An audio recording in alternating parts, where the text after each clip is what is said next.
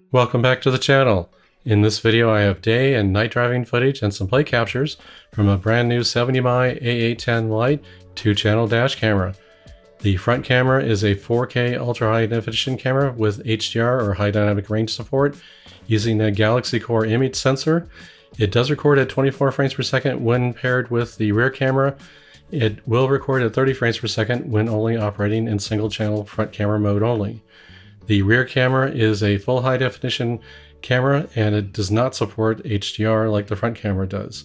So I thought I'd give you some day and night footage, and you'll notice the night footage on the rear camera has some issues with some light exposures because there is no HDR support, but the daytime footage is pretty impressive for a 1080p or full high definition rear camera.